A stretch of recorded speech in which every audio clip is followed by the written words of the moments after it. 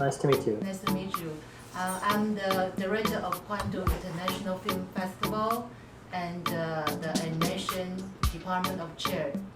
And it's such an honor to have your animated feature film, The Tower, as our festival closing film. And we would like to know more about your personal experience and your future vision for your animation career. And could you please introduce yourself to our audience? Yes, I can. Well, my name is Mats Grorud. I'm from Norway. I'm educated as an animator from Volda College University of Animation in '99. And I also went to school in China, in Beijing, at CUC. This was in 2006. How long did you stay there? I made the tower. How long stay in Beijing? Beijing was almost a year. Almost a year. Okay. Almost a year. So at that time I was doing my exam film. So I made a short film after my stay in Beijing, which is called My Grandmother Beijing. Which is a short film about the destruction of the Hutongs in Beijing. I worked with short films, mainly with puppet animation. Puppet animation. Before the tower. So I'm more into crafting puppets and making things, physical things. If I work with 2D, I work with other artists. Like on the tower, like I worked with Rui Tenreiro from Mozambique.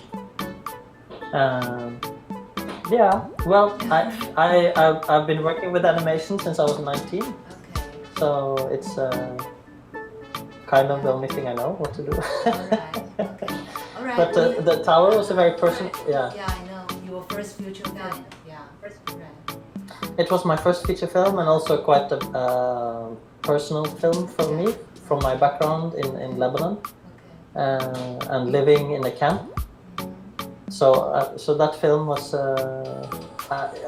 for me. Every project kind of has to be somehow personal. Like it has to fit with something that's important to me, and I think thematically, that I'm quite political.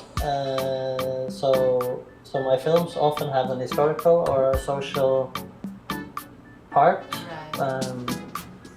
So I guess I'm not just doing animation for the artistic part of it. It's the combination of I don't know, a social conscience and interest in art that kind of is perfect for me with animation.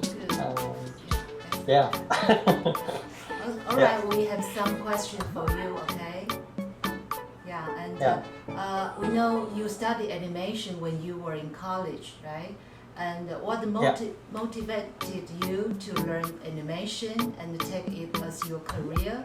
And also you are a teacher. Now you're teaching animation. Do you have any advice for students majoring in animation? I guess at the time, when I was 19, so that's more than 20 years ago now. The animation world was a little bit different. So I guess, for us, there were not so many, like in Norway, there was not so many commercial choices. So you kind of had to make your own films if you wanted to make animation.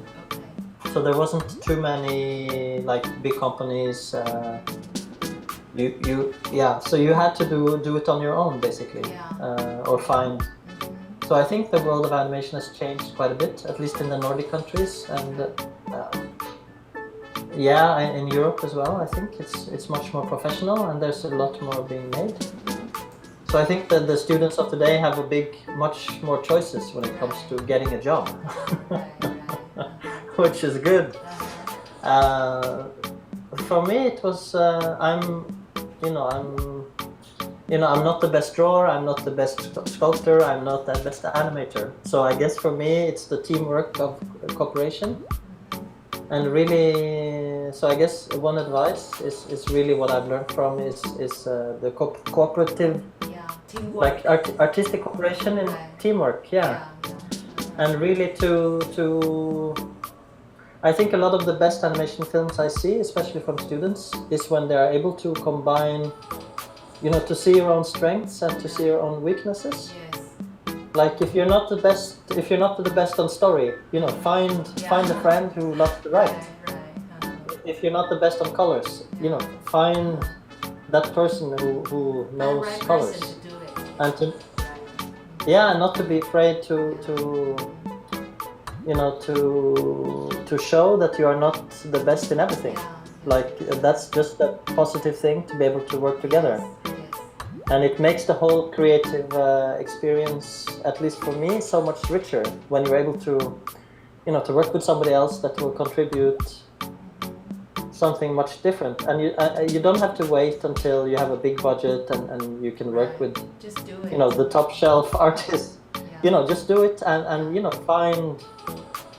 It's not a weakness to say that you're not the best in everything.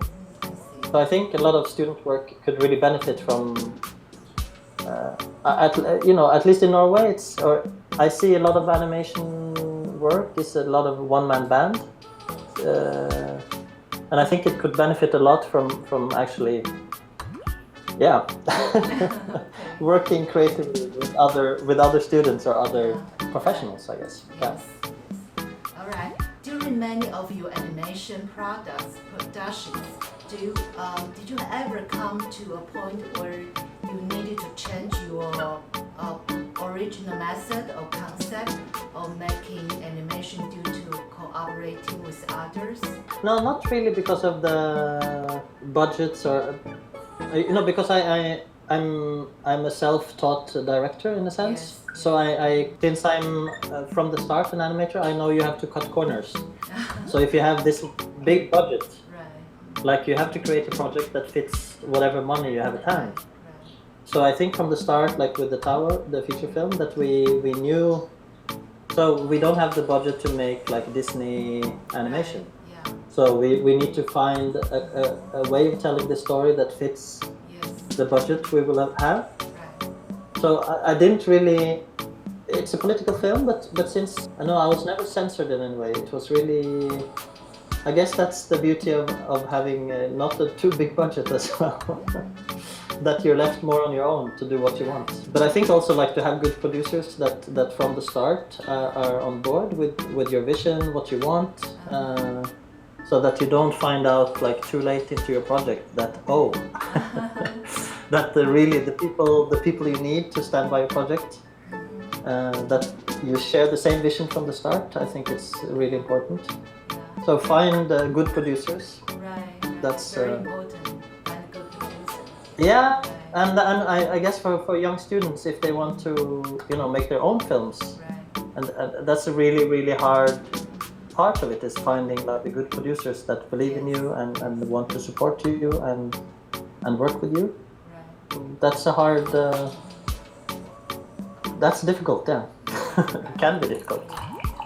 Please talk about the core value and the unique features in your film The Tower, since it was very first feature film that combined 2D animation with stop motion animation, and you say it's a political animation.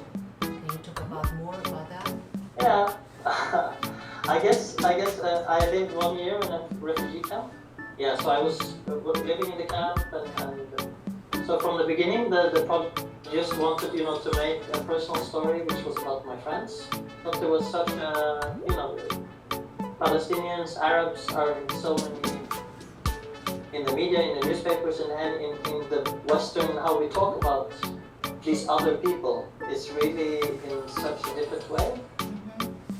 They're about angry young men. It's about women in hijab who are always oppressed. It's really to me this very strange way of looking at other people. And I just wanted to make a film that showed, hey, these are clever, warm, humorous, funny, sad. human beings, that we are the same. And so to me that was the most important actually, which is a political project I think, is to show these other sides.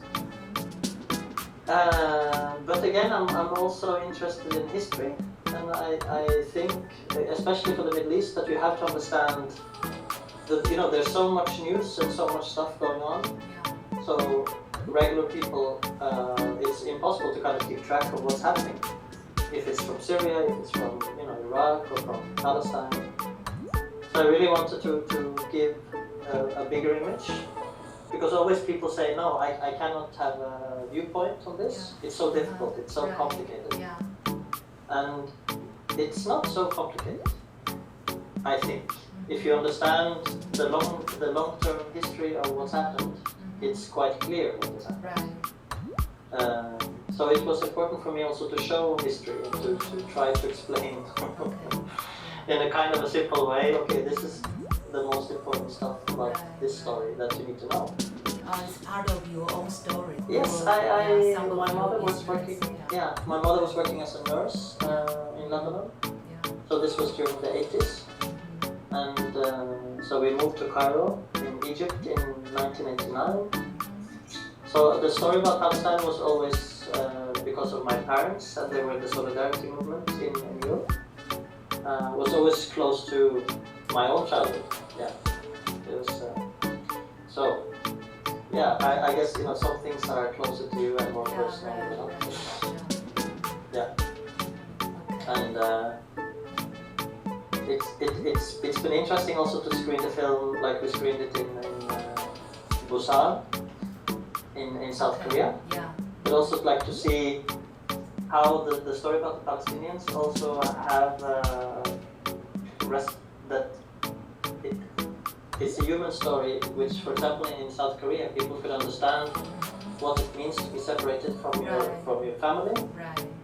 People could understand and to feel what it means to have an older generation that was experiencing war. And how do you talk about these difficult issues with the younger generation, like with your granddaughter?